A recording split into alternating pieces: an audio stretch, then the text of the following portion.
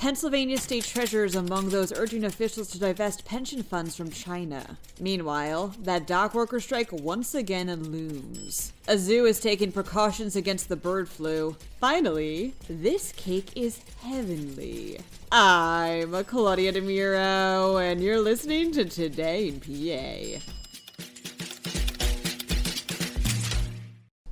Pennsylvania Treasurer Stacey Garrity is among 15 other treasurers who are urging state officials to divest pension funds from China, reports the Center Square. In a letter sent ahead of legislative sessions, these treasurers, together with the Federal Retirement Thrift Investment Board and other leaders, claim that, quote, investments in China are no longer prudent investments, unquote, due to the dangers the Communist Party of China presents. These dangers include unreliable financial audits and controlling China-based companies, the latter of which involves placing intelligence and military operatives in them. The letter points to the lessons learned from the Russian invasion of Ukraine, which led to states losing billions of dollars in value that was being held in trust for retirees. Warned former FBI Director Christopher Wray, quote, China is the defining threat of our generation.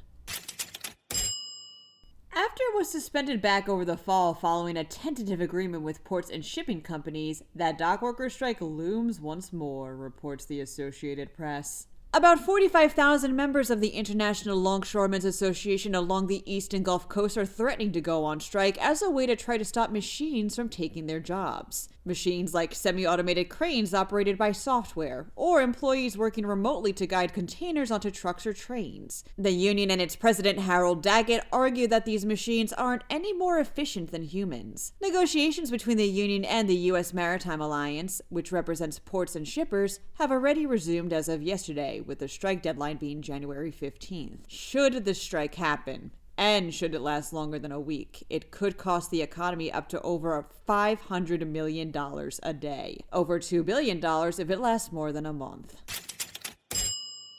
The Lehigh Valley Zoo is taking precautions against the bird flu after the disease was recently linked to the deaths of 200 snow geese in the area, states the Morning Call. Barnyard birds, waterfowl, and penguins have all been brought inside, according to a news release, as animals that live in habitats without roofs are the most at risk of contracting the flu. The zoo is also upping biosecurity for birds and restricting access to bird areas, among other safety measures. It should be noted that the results of those snow geese deaths still have to be confirmed by the U.S. Department of Agriculture as of the recording of this episode. This cake is absolutely heavenly, says PennLive. The annual Incredible Angel Food Cake Contest was just held at the Farm Show, with participants competing at county and community fairs for a shot to compete on this statewide level. Judges assess each angel food cake on things like flavor, appearance, and creativity, with the winning cake, as baked by Janine Kitzmiller of Chambersburg, getting A's across the board. And since it was inspired by one of the best candies out there, Snickers, it's not hard to see why. That's all, folks. For even more Pennsylvania news and beyond, visit PennLive.com. Also, please don't forget to rate this podcast and to share it around with people you think would dig it too. Thanks ahead of time, and of course, thanks for listening. I'm Claudia Dimuro, and I'll see you tomorrow for some more Today in PA.